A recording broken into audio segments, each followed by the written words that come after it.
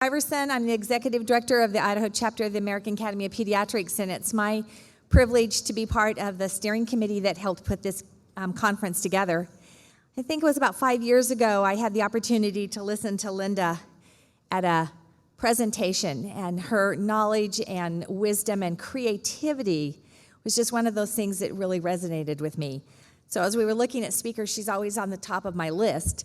I also have to let you know that I really do like Alaska. Moose are my favorite animal, but I would take a dog sled ride with her any day. And that's one of her talents, is she really is a dog musher. So at this point, I'd like to introduce our next speaker. Linda Chamberlain has a PhD. She's just so much more. She's a scientist, she's an author, she's a professor, and she's the founder of the Alaska Family Violence Prevention Project. Dr. Linda Chamberlain is an internationally recognized speaker. And for many of us who spend time in conferences around the country, Linda is always one of the favorite keynotes when she really looks at the health issues associated with domestic violence. She really understands adverse childhood experiences, brain development, and trauma. She takes the ASICs from a study and puts it into reality, practicality, and gives us tips and tools of how we can make a difference. She holds a faculty appointment at the University of Alaska and at Johns Hopkins School of Public Health. She earned her public health degrees from Yale School of Medicine and Johns Hopkins University. She's co-founder of Happy Babies, Happy Mothers. It's a national Train the Trainer curriculum, and it really is set for home visiting and is an outstanding program of looking at addressing of domestic violence and reproductive coercion. She lives in a homestead, as we said, in Homer, Alaska, with her husband and her dogs. And at this point in time, if you would please welcome Linda Chamberlain.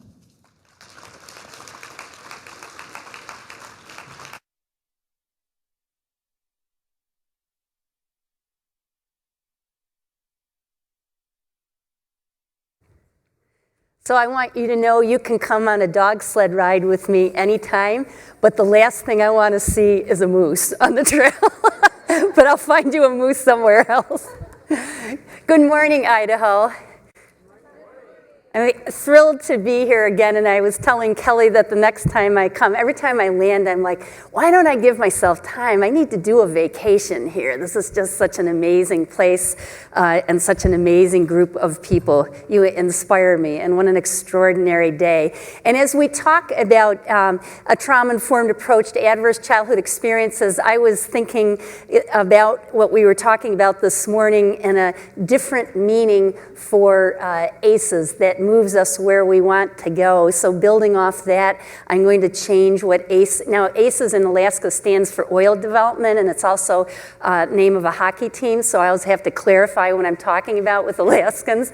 But what I want it to stand for is awareness, like we were talking about this morning, compassion, in terms of what we're talking about, and the whole theme of this conference, compassionate communities, and an evolution that needs to happen now around this thinking where we transcend and transform from trauma to talking about change and compassion. So this framework, I always start with and end with resiliency. It doesn't matter how little time I have or how much time I have. When we talk about adversity, really the sandwich that's around it is thinking about resiliency and hope, because we know what a difference what you're doing and what we're talking about can make. We're not going to talk too much about the brain, as much as I love to, but we do have to understand in talking about ACEs, adverse childhood experiences, and that transformation of where we can go, that the brain explains what's going on. And that was the big revolution, frankly, in my field. I'm going to check in with you because I don't have a sense of how familiar you are with the ACE study. So depending on that, we'll see where we want to start with some content. But I would say to you, we're going to frame it a little bit differently in looking at the effects on children in particular. And that concept around parenting, and where we're going to end is talking about trauma-informed, compassionate communities, and a new resource that I've been involved with that's just been released, the Community Resilience Cookbook. So The thing is compassionate communities are trauma sensitive. They're informed around trauma. That's the big picture of what needs to happen across your community, across your state. And that's when we can build that framework of hope and resiliency. Because just because these things, these tough times might have been part of our past, they do not have to be our destiny. That's what we've learned in the work of domestic violence, and as well looking at this bigger picture, that when we begin to understand how this can affect us in terms of health, behavior, relationships, that's when we can evolve and see change. And when I say the word resiliency, which can mean different things to different folks, but if we really boil it down, it's about the ability not just to survive, but even to thrive despite adversities, to be able to get through the tough times and do well. And we know it always comes back, and as we were talking about the quality and importance of conscious parenting this morning, healthy relationships, social, emotional skills are very much part of that introspection that we were talking about, that self-awareness. Schools, which we'll be hearing more about this afternoon, but it's a reason why so much is happening around helping schools to become trauma-informed. When you are good at something, have a special skill, a competence, that's resiliency for adults and kids. But the biggest thing to say and all of this is it's never too late. It is never too late. Is it hard to change your brain as you get older? You bet. But can it be done? For sure. We can change. We have that capacity till the day we die.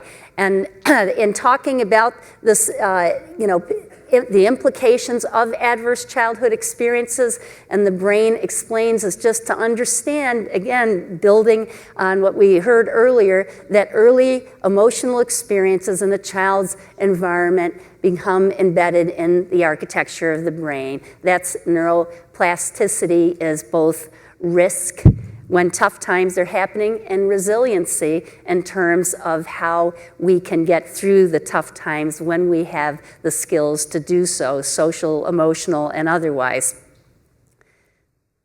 How many of you have seen this or been part of a conversation around toxic stress?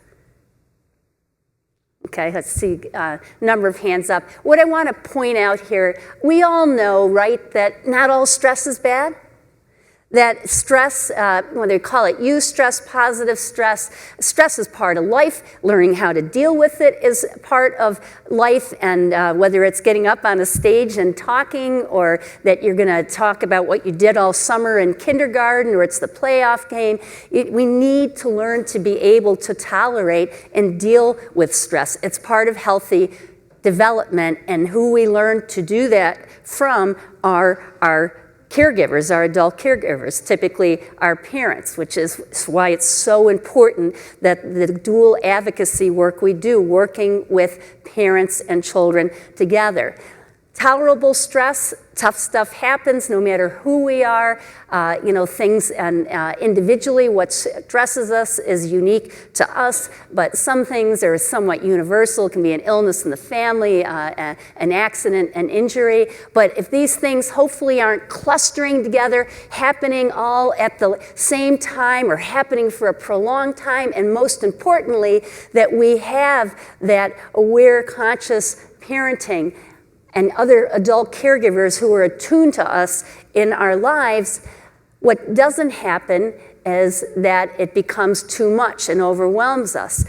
In the realm of toxic stress, we're talking more about adverse childhood experiences, such as exposure to domestic violence, child abuse, substance abuse in the household, the very things we'll look at with the ACE study. But the thing I want to say here is when we look at that bottom arrow, just because there's exposure to domestic violence does not mean that toxic stress is inevitable. It's not a given because something really tough happens. The problem is when there is the absence of protective factors and resiliency, when you don't have that parenting care that's attuned to what that child needs, when you don't have the social emotional skills to be able to deal with it, when there isn't the support that kids, families need. That's when it can go toxic. Do not presume because there is an adversity that equals toxic stress. But it is the pathway for adversities to lead to issues for brain development, to lead to health problems, that depressed immunity, the kind of inflammation at the cellular level that can occur, that therefore is the pathway to the problems, behavioral, health, physical, mental, that we're going to talk about for a moment around kids. And also the risk behaviors and adjustments that we can make to survive that come at a high price tag. What can interrupt that? That's that arrow with resiliency. So I just want to check in with you right now. In terms of the ACE study, how many of you have heard of it? Okay, it gives me a sense. How many of you feel that you're pretty familiar with the effects of it on children? Have a good understanding. Okay. Because this is the challenge around understanding the big picture, is that when we understand how trauma can influence kids, such as in this quote, that not realizing when there is that inescapable, overwhelming stress, that we are going to see kids act out their pain, that they may misbehave, not listen to us, seek attention in the wrong ways, such that we feel we need to not just discipline, but punish their behavior because it seems so intentional, willful. And not recognizing that the child who seemed okay yesterday was doing fine, doing what we wanted, learning what we wanted, and so forth, and now today they're not doing it, and that must be that they're unwilling to, that what is needed is punishment rather than insight to, I wonder what's going on. I wonder if something happened yesterday, last night, this morning for that child. This isn't making sense to me.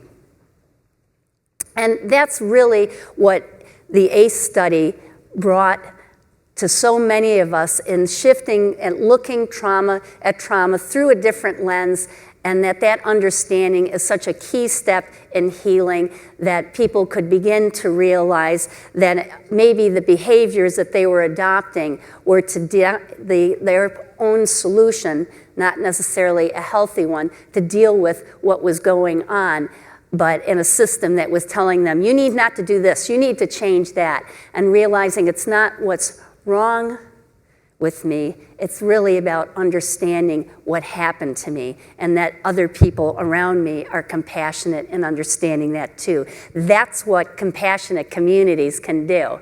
So I'm just going to give you a very, because there sounds like there are a few people who are here who are not super familiar with the ACE study. It started, everybody recognize that guy? Great, physician with was Kaiser Permanente, which is a health maintenance organization in San Diego, California. They served, at the time the ACE study was done, a predominantly Caucasian, well-educated, not just college depends how we define education, but college degree. Many people even had a master's degree.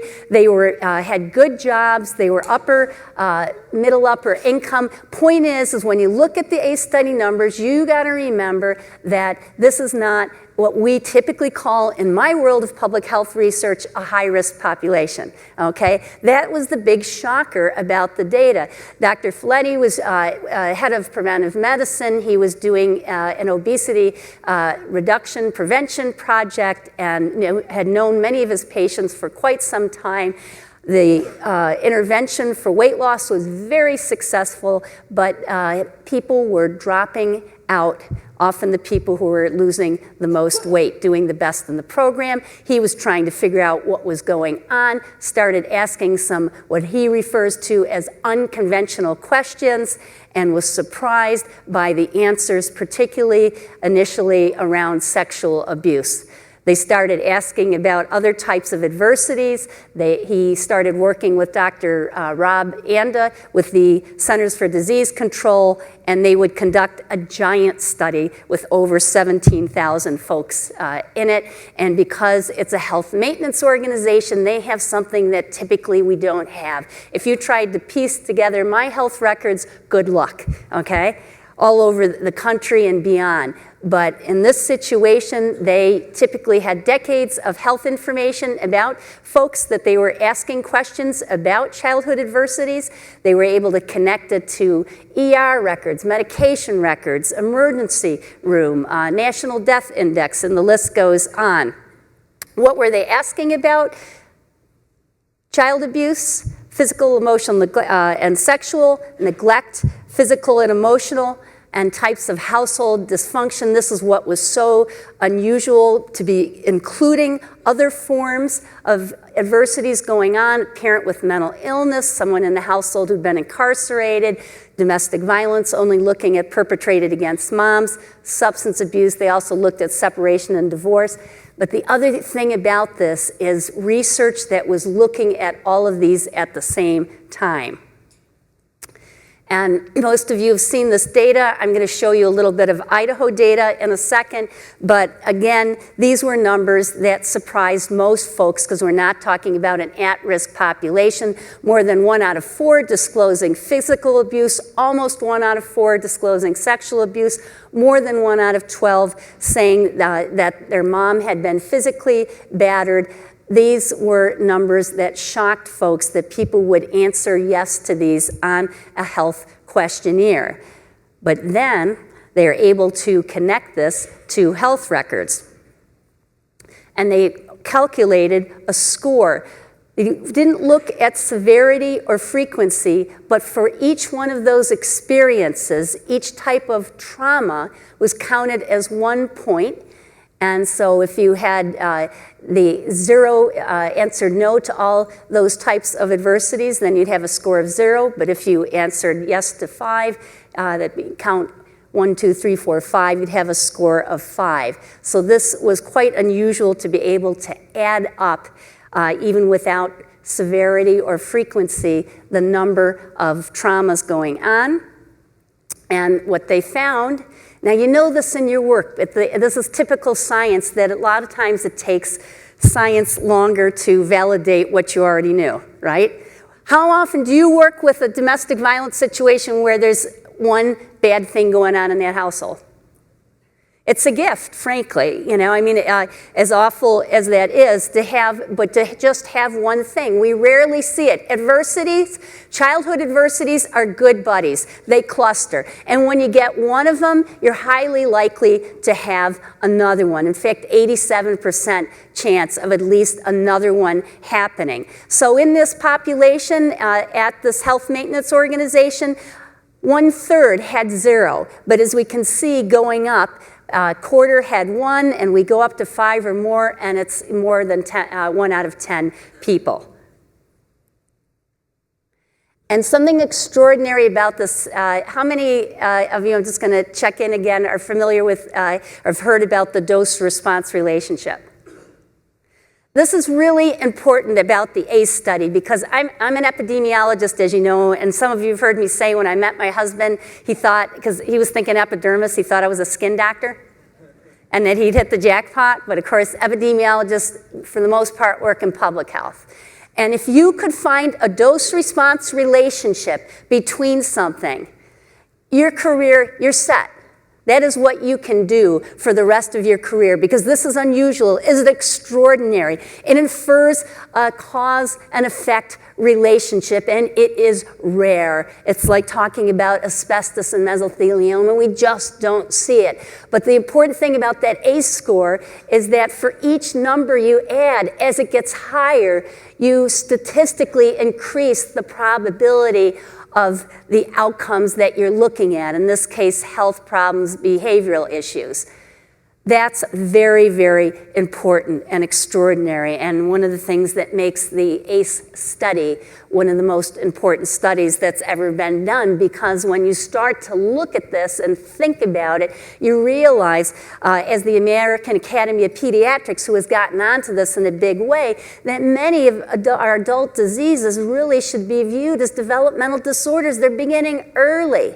And the persistent health disparities, when we really talk about health disparities associated with poverty, discrimination, because clearly the ACE questions don't ask about all the key adversities that we need to be thinking about and we are seeing in our work. But if we start zeroing in as a compassionate community around preventing and buffering the effects of toxic stress on children, it's a big prevention moment in terms of the issues that we see. And I'm not going to focus on the health effects for adults, of which many of you have heard, but there's a whole host of them. Stress-related illnesses and otherwise that are so connected.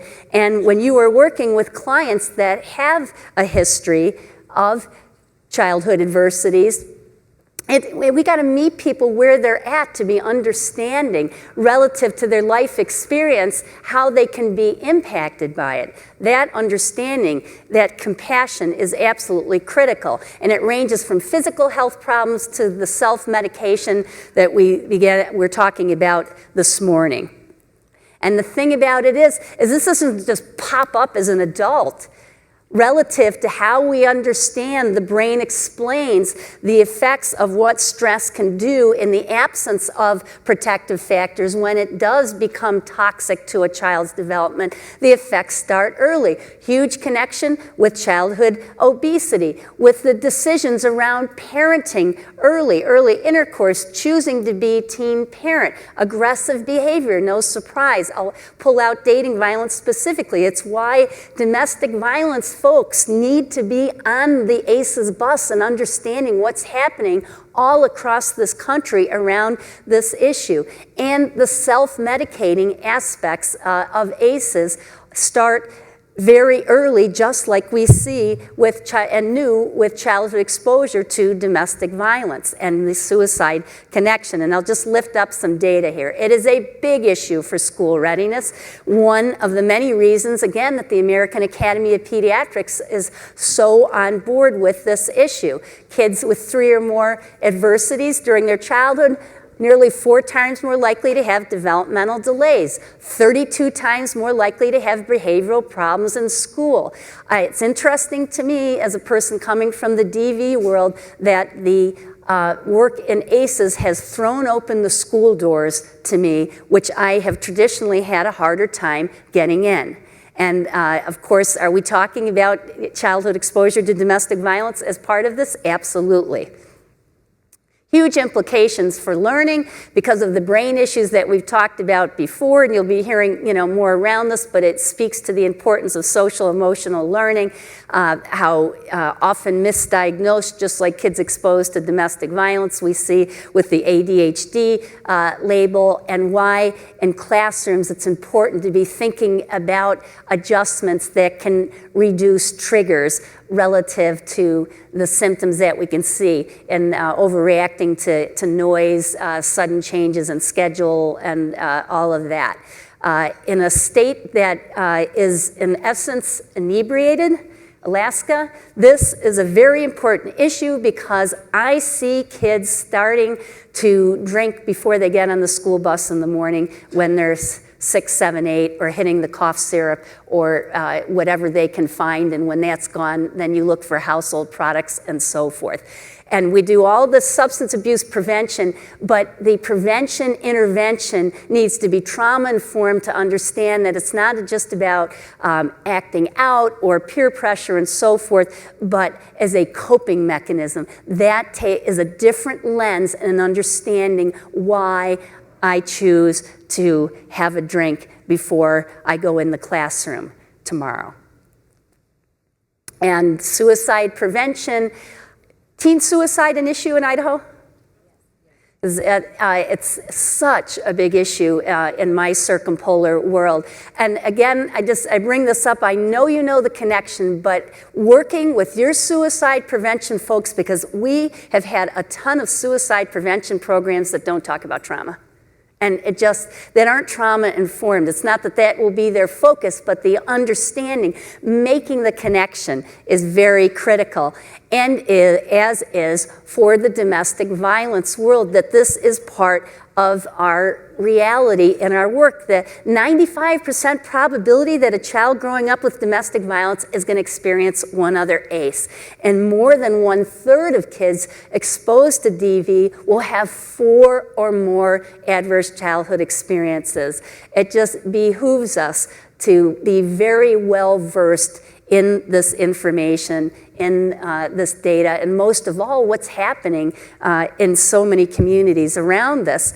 And I was talking to Chris Blodgett, who you'll be hearing from shortly, that one of the interesting challenges I had with in my state around our domestic violence prevention initiative is that when I was bringing up the issue of ACEs, that it was seen as maybe something that shifts our lens or could compete with domestic violence. And it is really some of the strongest data we have, whether you want to look at it as risk factor or protective factor.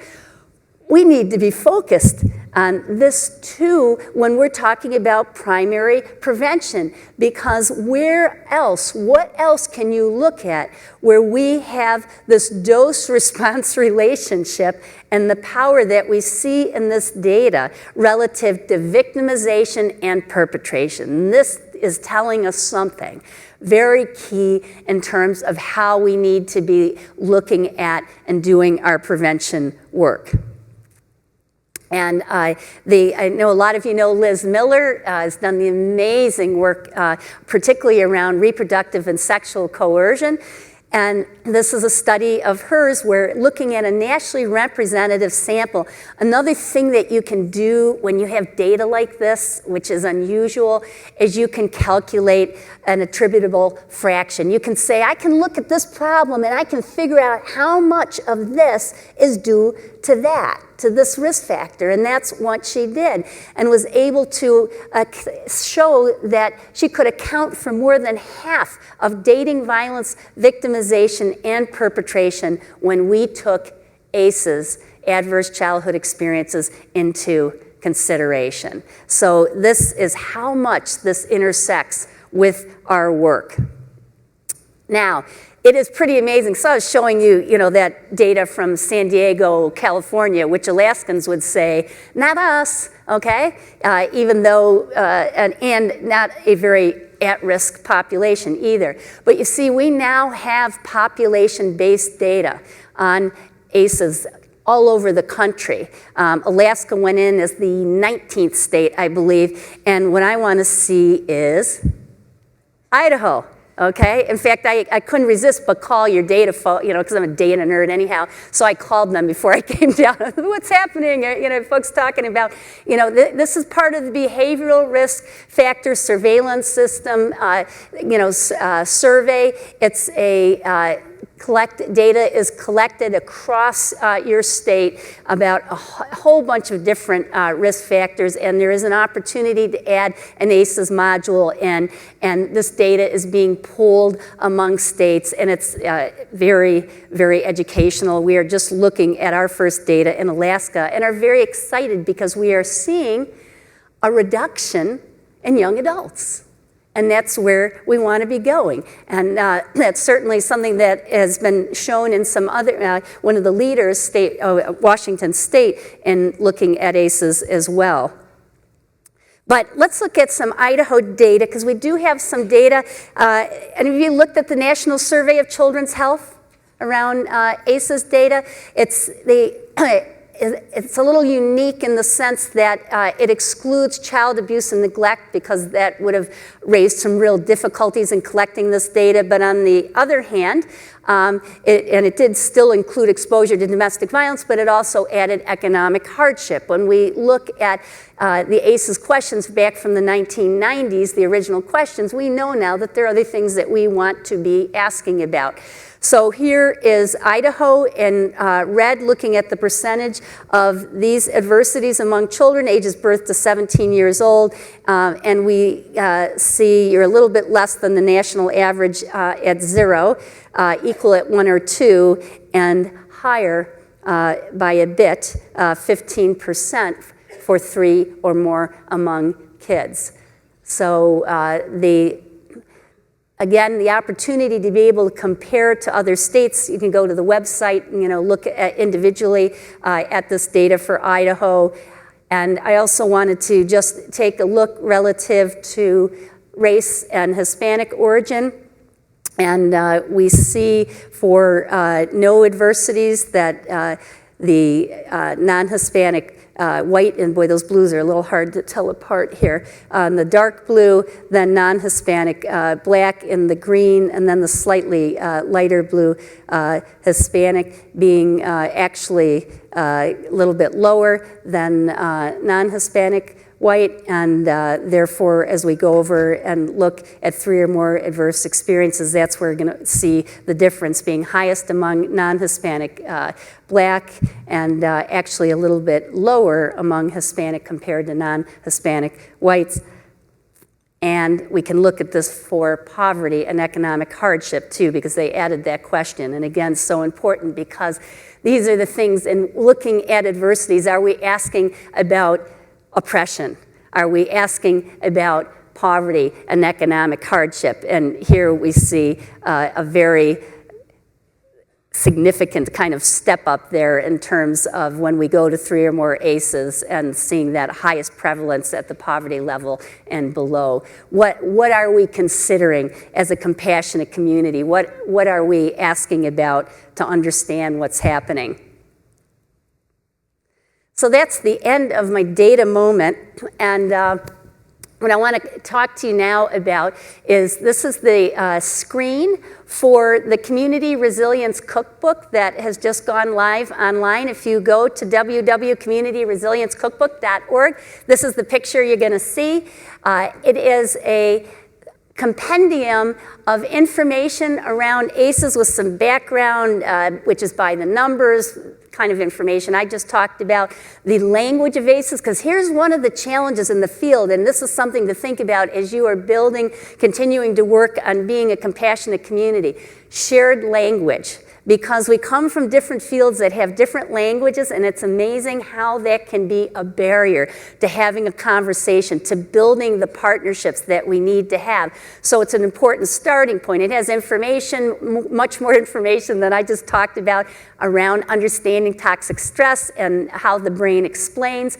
Tastes of Success are the stories of 9 communities. Now, when I say communities, some are a city or town, some are a state, one is a province. So how this happens geographically is quite different as depending on where we are and who we're talking to. And then they also looked at essential ingredients. What are the common factors in this, what will hopefully be a dynamic document or resource to be adding communities on. But you can go online and you can print this as a PDF. You can go in and just go to each tab and look within. And I was just going to bring a little information out of it forward as some thoughts around what compassionate communities are doing to become trauma-informed. And it's not rocket science, that's the thing, but it's having the conversation that there's someone who starts and they're that catalyst, and you'd be surprised looking at these different communities who that person might be. People become leaders in a community over this issue, but it isn't necessarily the key person that you would think of, oh, that trauma person, got this started. No. Local efforts coming in lots of different ways, engaging local leaders. This is a map that is kind of a pathway that they created, just showing some of these common characteristics. How many of you have ever gone to acesconnection.com?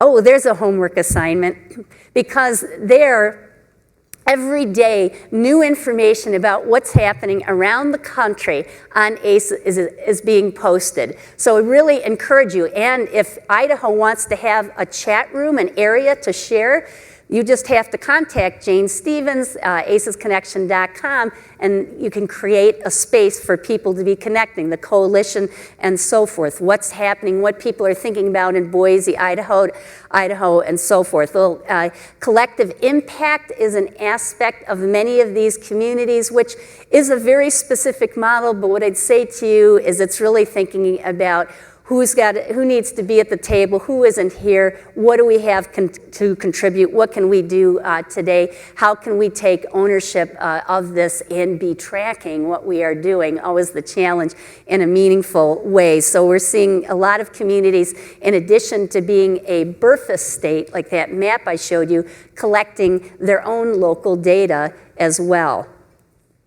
And just a few more things, lots of public meetings. Realize we have to, walk the talk. And it's an irony for me because it's been a real challenge to get trauma-informed perspective into public health. We need to be doing the self-care, addressing vicarious trauma. That is a huge portion of my work now, because to me it's the first step of being trauma-informed. If we can't take care of ourselves, we can't be available to others to be able to do the work we're doing. Creating networks of presenters, because there's ACES 101, and then there's really building on that to understand, relative to what I do specifically, what does this mean for my work? Local surveys again, and just lots of feedback loops and really engaging media in a new way. So you have a handout, or it's on the website, that's reflection questions. It's just a list of questions, and if you don't have it in front of you, it's right on the website. And I'm not going to go through them, but what I'm hoping, there are a series of questions that were asked of these communities, and that the communities came up with to think about relative to becoming trauma-informed, to becoming a compassionate community. And that is something for you to think about tomorrow, the next day, and beyond, in terms of who needs to be here, who do we need to be talking to, who are our natural partners, what are the barriers, what are the words we want to use, and so forth. When we think about this collective impact potential of realizing what the home visitation program, the family planning clinic, the domestic violence coalition, the Head Start program, and the list goes on, right down to the grocer and the school bus driver and so forth, it really honors the diversity of thought, what we can bring to the table, and then acknowledging that this takes time. It is a process. We are not trauma-informed or defined as a compassionate community tomorrow, but being aware of how this, and conscious of how this process unfolds. And this is a quote from Maine Resiliency Building Network, which is one of the communities that you will see profiled on the website. Philadelphia's story, I lifted out just because I've worked with them so closely, and you'll see most of the communities create a slogan or a logo that around the work that they're doing. Theirs is the paths of education and activism converge, in this ACEs epicenter. And Philadelphia kind of became an ACEs epicenter on this work, doing an urban survey. They created their own urban ACEs survey because they knew that questions like community violence were not addressed in the original data collection. What did we need to talk about and ask about?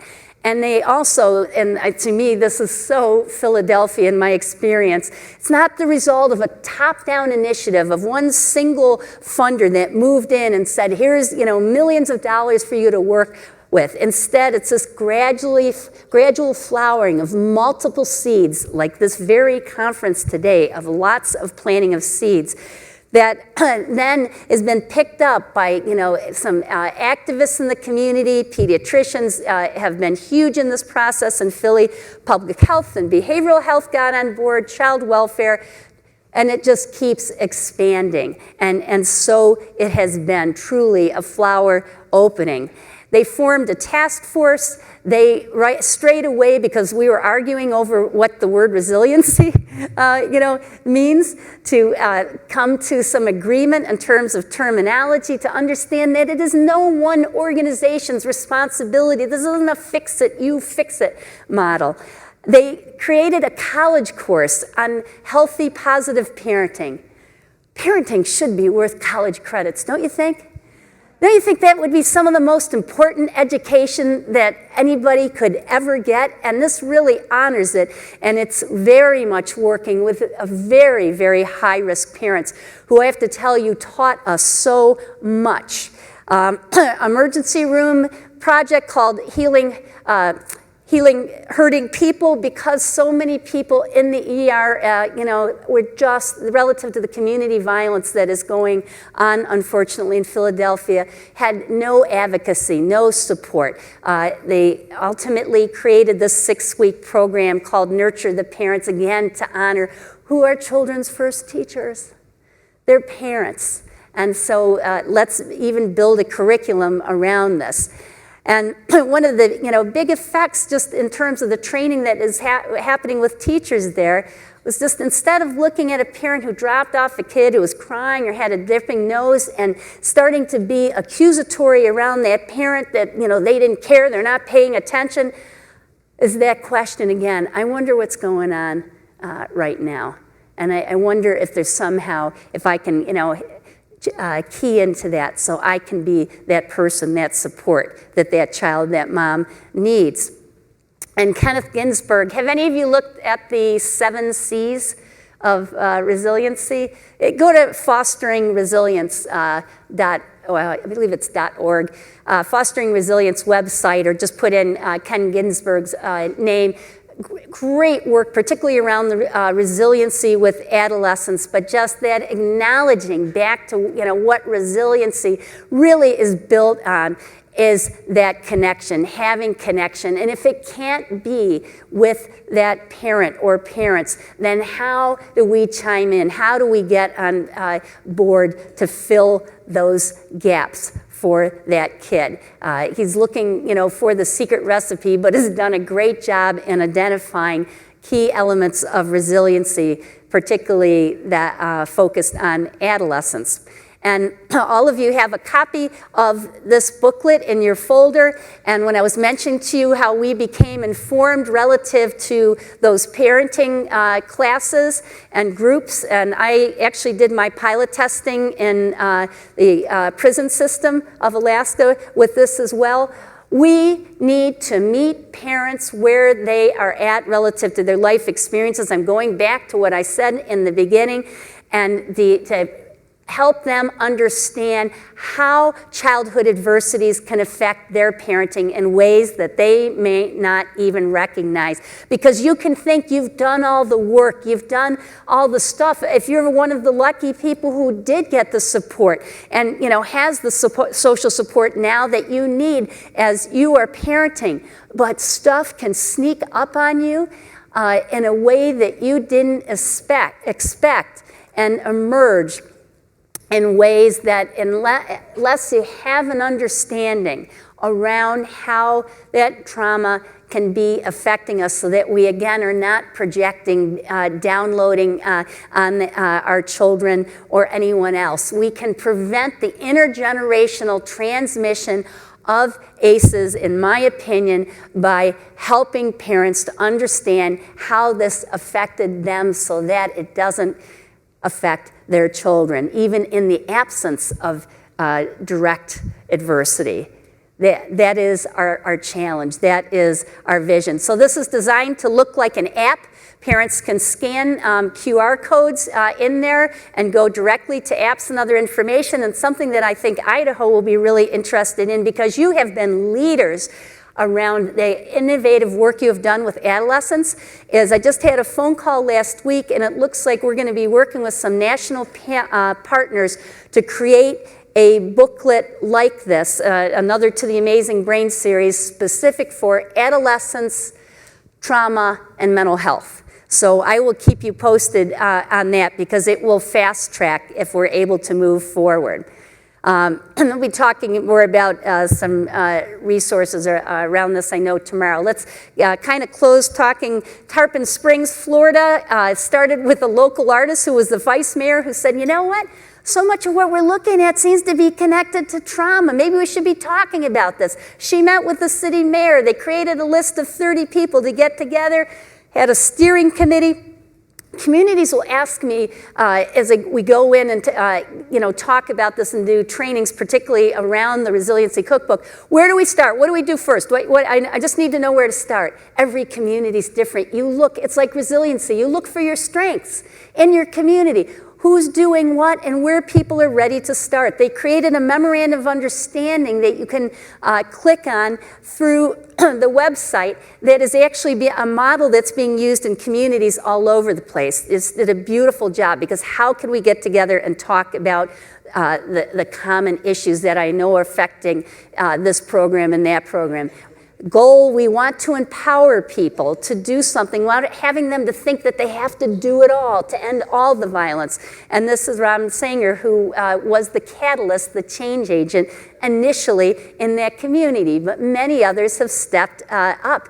And as an example, they had a huge paradigm shift in housing because the Housing Authority was on board early because in their quote there's a reason for everything. In our Housing Authority, it's trauma. It's the common denominator that we see. So they got trauma-informed training. They cut a deal where they provide 2 apartments to the regional agency that offers mental health services.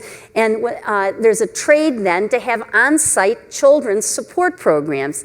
Brilliant. Bring it right to the people where they are at, where they're living. And now they've built in home visits, parent training and tutors from a local college for the kids. 4-H is helping to put in gardens. It's not, that's about resiliency. Trauma is, the vision to recognize. The resiliency builds all around it, and it's things that aren't defined by trauma, like realizing that gardens would be a great thing. So some ahas in Iowa, which has been, here's where we have a whole state initiative. I think that first statement is one of the most important things I have seen. For us, one of the most compelling results of the research is trauma doesn't discriminate. See, when we get people to recognize that this affects everyone, then we're talking about the capacity for a community to become compassionate when they have that vision. And you got to realize when we talk about this, as they say, another surprise was learning that the research around childhood trauma becomes a personal journey for people. You have to be ready. We have to be ready to support people because it can be hard. I'd never sat down and done my ACE score, before, and I'm not saying that, everyone should or needs to, but it can, as you get involved in this, it can kind of be an aha moment. So again, why we're talking about the supports and thinking about secondary trauma and so forth, and realizing that it wasn't just going to be all ACEs 101. We need to make this relevant to the people that we work with. Let's see, and I think I'm at the end of my time here, but just to understand, and I love what are unexpected partners, and Camden, New Jersey, which is considered the most violent, impoverished city in the United States, unfortunately, a priest and a physician planted the seed, and it would become an amazing team. And they really, it was that recognition again, we can put out as many fires as you want, but we're not dealing with the root cause. And they saw that because of the level of problems they had, everybody was kind of burned out, and they had to start with themselves first. With self-care, to take care of themselves. They used the sanctuary model, which initially came out of Philadelphia, Sandra Bloom's work, but there's lots of different approaches. But that is self-awareness among organizations to think about where we need to go and where we want to be. So thank you today. It was great to talk with everyone, and I look forward to hearing from you later.